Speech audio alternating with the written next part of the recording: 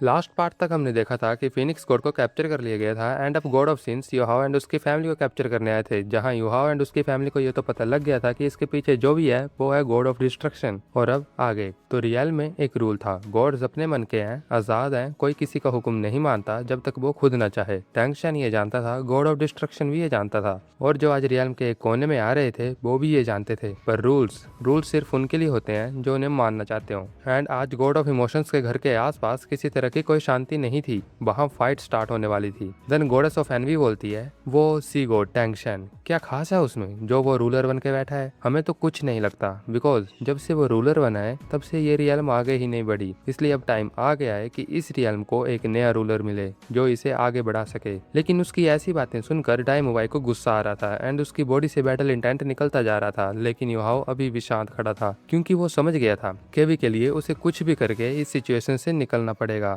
And टैंगशन को ढूंढना होगा, बाकी सब बाद में। जिसके बाद डाइहाओ युहाओ के कंधे पर हाथ रख के बोलता है, युहाओ हमारी चिंता मत करो, हम जैसे जीना चाहते थे वैसे जी चुके हैं, और अगर अब हम खत्म भी हो जाएं तो भी हमें किसी तरह का रिग्रेट नहीं होगा। जिस बात को सुनकर युहाओ के दिल में कुछ हुआ बट उसका एक्सप्रेशन नहीं बदला। देन उसके पीछे 7 हेलो रिंग्स अपीयर हुए और टैंग बुटोंग की बॉडी भी गोल्डन लाइट में चमकी। ऐसा लग रहा था जैसे वो दोनों मर्ज हो रहे हों। और अब हमें समझ में आता है कि जो गॉड ऑफ डिस्ट्रक्शन ने इन 4 सिन गॉड्स को भेजा था वो ऐसे ही नहीं भेजा था, बल्कि इसलिए भेजा था क्योंकि वो डाइमोवाई, झू किंग एंड युहाओ और बुटोंग की सोल फ्यूजन टेक्निक से वाकिफ था, जो अगर परफॉर्म हो तो 1 या 2 सिन गॉड्स का उनके सामने टिकना मुश्किल हो सकता है। लेकिन फिर सीन शिफ्ट होता है डिवाइन रियल्म कमेटी हॉल में, जहां टैंग शैन अपना काम कर रहा था, लेकिन उसका ध्यान कहीं और था एंड वो सोच रहा था कि आखिर वो प्रीमोनिशन कब आएगा। ये तो मुझे भी एग्जैक्ट नहीं पता एंड इसको कोई और गॉड फील भी नहीं कर पा रहा, तो मैं प्रिपेयर क्या करूं जब मुझे पता ही नहीं है कि आखिर वो होगा क्या। लेकिन अच्छा रहेगा अगर ये थोड़े टाइम तक नहीं आए, तब तक जब तक शावू टैंगुलिन को जन्म ना दे दे, क्योंकि अगर उसके पहले ये आई तो मुझे समझ नहीं आ रहा कि होगा क्या।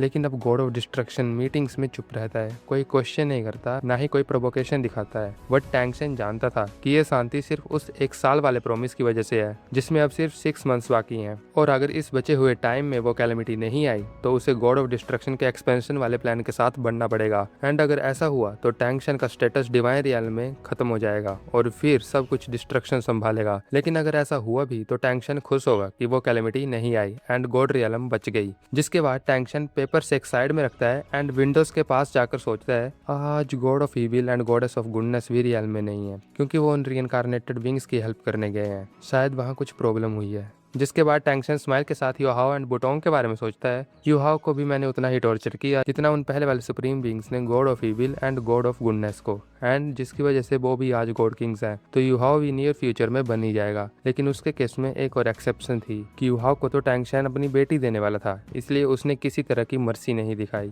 देन वो बोलता है, जल्द ही उन सबको यहाँ बुलाना चाहिए। लेकिन तभी कमेटी हॉल के बाहर डार्क क्लाउड्स गैदर हुए एंड वहाँ एक डीप वॉइस गूंजी, जिसने टैंगशन को उसके ड्रीम से बाहर ला दिया। रियल में सब कुछ एक साथ चल रहा था, पहले ऑस्कर एंड निंगरोंग पर अटैक, देन युहाओ एंड उसकी फैमिली पर, एंड अब सीधा टैंगशन पर। एंड उसके ऊपर अटैक करने वाला कोई और नहीं बल्कि गॉड ऑफ डिस्ट्रक्शन था, जिसे वहां देखकर टैंगशन पहले तो हैरान हुआ, देन कोल्ड टोन में बोला, डिस्ट्रक्शन तुम ये क्या कर रहे हो? क्या तुम्हें याद नहीं कि कमेटी हॉल के बाहर डिवाइन पावर यूज नहीं कर सकते? जिस पे डिस्ट्रक्शन उसकी बात का जवाब नहीं देता, बल्कि वो कहता है, सेंट्रल हब की अथॉरिटी मेरे हवाले कर दो। जिसको सुनकर टैंगशन का एक्सप्रेशन और कोल्ड हो गया, क्योंकि अब उसका शक यकीन में बदल गया था कि ये वॉर स्टार्ट करने आया है। देन डिस्ट्रक्शन कंटिन्यू करते बोलता है, अगर ये रियल तुम्हारे हाथों में रही तो वो होगी असली कैलेमिटी, क्योंकि तुम्हारा प्रीमोनिशन शायद तुम खुद ही हो। एंड मैं वॉर स्टार्ट नहीं कर रहा, मैं बस चीजें सही कर रहा हूँ। जल्द ही पूरे रियल्म जानेगी कि कौन असली रूलर बनने के लायक है, कौन रियल्म के लिए काम कर रहा है। जिसको सुनकर टैंगशन कोल्ड टोन में बोलता है, गॉड ऑफ डिस्ट्रक्शन तुम्हें क्या लगता है, मैं नहीं चाहता कि रियल्म एक्सपैंड हो, यहाँ और गॉड्स आए?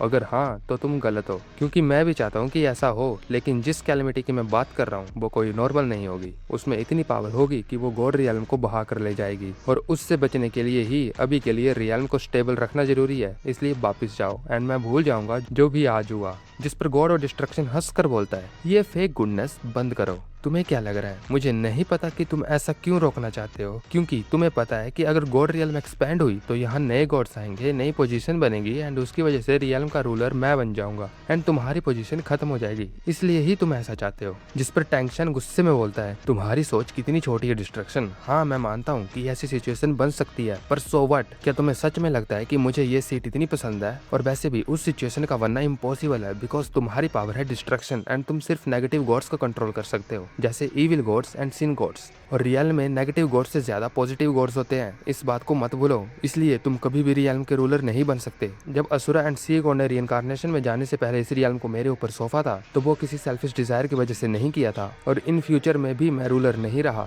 तो भी इस रियल्म को रूल करने वाली होगी गॉडेस ऑफ लाइफ। तो डिस्ट्रक्शन, मुझे ये बताओ, क्या गॉडेस ऑफ लाइफ को पता है कि तुम यहाँ आए हो? जिस पर डिस्ट्रक्शन पहले हेजिटेट करता है, पर फिर बोलता है, हाँ वो जानती है, वो मेरी वाइफ है, इसलिए ये मत सोचना कि वो तुम्हारी साइड होगी। जिसको सुनकर टेंशन बोलता है, ठीक है तो उन्हें बाहर बुलाओ। अगर उन्होंने खुद कहा कि मुझे ये सीट छोड़ देनी चाहिए तो मैं खुद इस सीट से गिव अप कर दूंगा। God of evil and goddess of goodness से बाद में पूछ लेंगे। जिस पर गॉड ऑफ डिस्ट्रक्शन सरप्राइज हो जाता है, क्योंकि वो जानता था कि God of evil and goddess of goodness इसके खिलाफ होंगे एंड अगर उनके यहाँ होते हुए वो रिवेलियन करता तो वो मुश्किल में पड़ सकता था, बिकॉज वो दोनों भी सुप्रीम गॉड्स हैं। इसलिए उसने पहले ही फॉर्मर गॉड्स जो अभी रिइंकार्नेशन में है उनके प्लेन में गड़बड़ करवाई एंड उन दोनों को वहां उलझा दिया। लेकिन goddess of life and destruction को ऐसे शान देखकर टेंशन समझ गया कि उसने झूठ बोला। जिसके बाद टेंशन ने ट्राइडेंट निकाला और डिस्ट्रक्शन से पूछा, डिस्ट्रक्शन, गॉडेस ऑफ लाइफ के साथ तुमने क्या किया? वो तुम्हारी वाइफ है और अगर तुमने उन्हें कहीं कैद कर दिया है तो पहले मुझे तुम्हें कैद करना पड़ेगा, उसके बाद मैं उन्हें ढूंढूंगा। एंड क्या आप जानते हो कि रियल्म की हिस्ट्री में डिवाइन कमेटी हॉल के बाहर ऐसी टक्कर पहले कभी नहीं हुई थी। एक तरफ था टैंक्शन, गॉड रियल्म का रूलर, और दूसरी तरफ था गॉड ऑफ डिस्ट्रक्शन जो मानता था कि गॉड रियल्म का रूलर उसे होना चाहिए। लेकिन इससे पहले उनकी फाइट स्टार्ट होती, सीन अगेन से शिफ्ट होता है युहाओ के यार्ड में, जहां गॉड ऑफ प्राइड एंड डाइमुवाई फाइट में एंगेज थे। लेकिन ये फाइट थी फर्स्ट और सेकंड क्लास गॉड्स में, इसलिए डाइमुवाई थोड़ा बैक फुट पर लग रहा था। लेकिन क्या आप जानते हो कि गॉड्स के लेवल पर टेक्निक्स की वैल्यू थोड़ी कम हो जाती है। जो मैटर करता है वो है divine power and divine soul,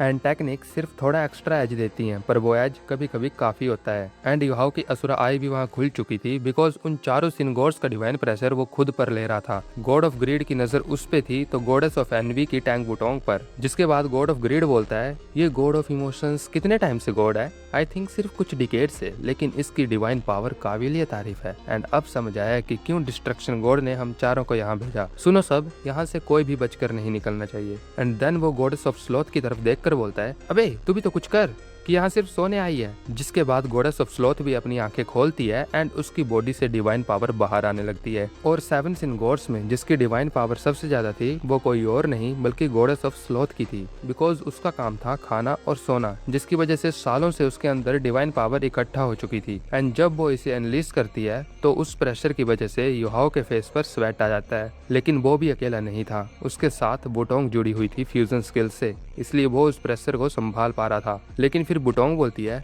Yuhao अगर ऐसा ही चलता रहा तो हम मिलकर भी ये ज्यादा देर तक नहीं रोक पाएंगे। एंड यही चीज युहाओ भी जानता था, लेकिन अगर वो रुक गया तो उसके मम्मी पापा इस प्रेशर को भी होल्ड नहीं कर पाएंगे, इसलिए वो खुद नहीं रुक सकता क्योंकि उसके मम्मी पापा गॉड्स नहीं है। एंड दूसरी तरफ गॉड ऑफ वॉर ने एक प्रोटेक्टिव बैरियर बनाया, जिसके ऊपर गॉड ऑफ प्राइड ने हाथ मारा तो उसमें से एक बेल की तरह आवाज आई। जिसके बाद डाइमुवाई एंड जूजू किंग की फ्यूजन स्किल लाइट रेस में बदल जाती है, जिसके बाद हवा में एक किल का सिंबल बनता है एंड उस सिंबल से गॉड ऑफ प्राइड पे डायरेक्ट अटैक होता है, जिसकी वजह से गॉड ऑफ प्राइड जख्मी हो जाता है। एंड ये नॉर्मल बिल्कुल नहीं था, बिकॉज इस टाइम सेकंड क्लास गॉड्स ने एक फर्स्ट क्लास गॉड को इंजर किया था। लेकिन ऐसा होने के बाद गॉड ऑफ प्राइड गुस्से में स्काई की तरफ उठा एंड उसने अपना सिग्नेचर मूव चला, 9 heavens of arrogance. And then sky में एक लाइटनिंग सर्कल बना जिसने इवन चारों सिन गॉड्स के बैरियर को तोड़ दिया। लेकिन उसको ऐसा करते हुए देख गॉडेस ऑफ स्लॉथ बोलती है, प्राइड रुक जाओ, भूलो मत, हम गॉड्स को नहीं मार सकते, नहीं तो हमें डिवाइन पनिशमेंट का सामना करना पड़ेगा। और पूरे दिन में ये पहली बार था जब गॉडेस ऑफ स्लॉथ ने एक पूरा सेंटेंस बोला था, सिर्फ 4 वर्ड्स का। लेकिन वो 4 वर्ड्स काफी थे सबको रियल्म के रूल्स याद दिलाने के लिए कि कोई भी गॉड दूसरे गॉड को नहीं मार सकता, वो सिर्फ एक दूसरे को कैप्चर कर सकते हैं। अब एक तरफ युहाओ एंड उसके साथियों के पास एक आखिरी रास्ता बचा था एंड दूसरी तरफ 4 फर्स्ट लेवल गॉड्स का combined pressure. And goddess of sloth की उस लाइन ने भी सिर्फ फाइट का रंग बदला था, सिचुएशन नहीं। और रियल में टेंक्शन और गॉड ऑफ डिस्ट्रक्शन की टक्कर चल रही थी। ये सब एक ही वक्त पे